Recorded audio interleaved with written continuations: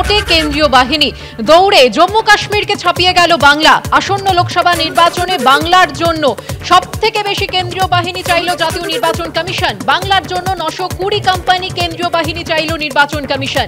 কেন্দ্রীয় বাহিনী চেয়ে কেন্দ্রীয় স্বরাষ্ট্র মন্ত্রককে চিঠি নির্বাচন কমিশনের।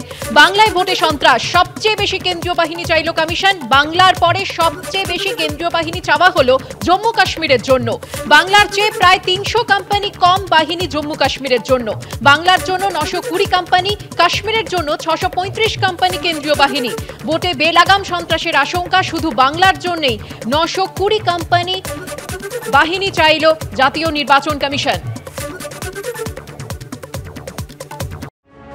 কিছুদিন বাদেই লোকসভা ভোটের দিন ঘোষণা হয়ে যাবে। তৃণমূল হোক কিংবা বিজেপি, সিপিএম হোক বা কংগ্রেস, প্রত্যেকটি দল নিজের মতো করে প্রস্তুতিও শুরু করে দিয়েছে। তোড়জোড় শুরু করে দিয়েছে জাতীয় নির্বাচন কমিশনও। অত্যন্ত তাৎপর্যপূর্ণভাবে লোকসভা ভোটে গোটা দেশের মধ্যে বাংলার জন্যই সবচেয়ে বেশি কেন্দ্রীয় বাহিনী চাইল জাতীয় নির্বাচন কমিশন। কেন্দ্রীয় স্বরাষ্ট্র মন্ত্রককে পাঠানো চিঠিতে কমিশন জানিয়েছে, লোকসভা ভোটে বাংলায় তারা 920 কোম্পানি কেন্দ্রীয় বাহিনী মোতায়েন করতে চায়। ইঙ্গিতপূর্ণ বিষয় হলো, বাংলার পরই সবচেয়ে বেশি কেন্দ্রীয় বাহিনী জঙ্গি উপদ্রুত জম্মু কাশ্মীরের জন্য চেয়েছে জাতীয় নির্বাচন কমিশন। 635 কোম্পানি। দেশের সবচেয়ে বেশি লোকসভা আসন যে রাজ্যে, বাংলার প্রায় দ্বিগুণ, সেই উত্তরপ্রদেশের জন্য বাংলার চেয়ে কম কেন্দ্রীয় বাহিনী চেয়েছে কমিশন, 252 কোম্পানি কেন্দ্রীয় বাহিনী। মাওবাদী উপদ্রুত ছত্তিশগড়ের জন্য চেয়েছে 360 কোম্পানি। হিংসা বিধ্বস্ত মণিপুরের জন্য কমিশন চেয়েছে 200 কোম্পানি কেন্দ্রীয় বাহিনী। এটা সামগ্রিকভাবে পশ্চিমবঙ্গের লজ্জা। আজকে পশ্চিমবঙ্গের রাজনৈতিক সংস্কৃতি, ভোট পরবর্তী হিংসা, আইন শৃঙ্খলার পরিস্থিতি, সমস্ত বিষয় এমনভাবে উঠে এসেছে যার জন্য আজকে বাংলায় এত পুলিশ কেন্দ্রীয় বাহিনীর প্রয়োজন হচ্ছে। এটা তো প্রাথমিক সংখ্যা, এই সংখ্যা আরো বাড়বে। এছাড়া বাংলায় শান্তিপূর্ণ নির্বাচন সম্ভব নয়। সমস্ত স্বশাসিত সংস্থাকে বিজেপি তাদের নিজেদের কর্তৃত্বের আওতায় যেভাবে নিয়ে এসেছে, ইলেকশন কমিশনও তার বাইরে নয়।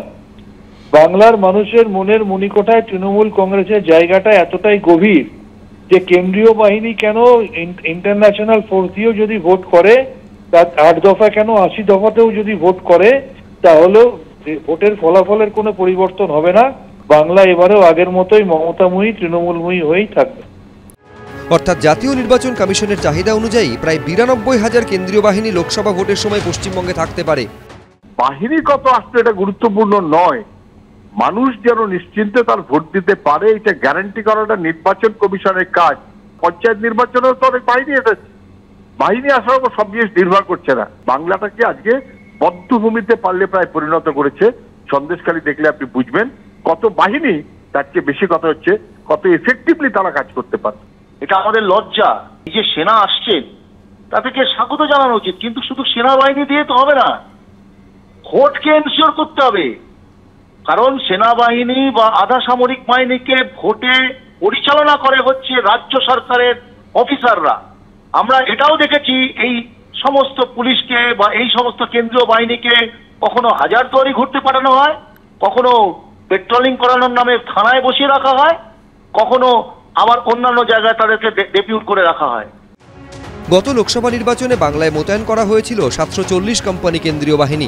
অর্থাৎ সেই হিসেবে দেখলে এবার প্রায় 200 কোম্পানির কাছাকাছি অতিরিক্ত কেন্দ্রীয় বাহিনী বাংলায় মোতায়েন করার পরিকল্পনা রয়েছে জাতীয় নির্বাচন কমিশনের।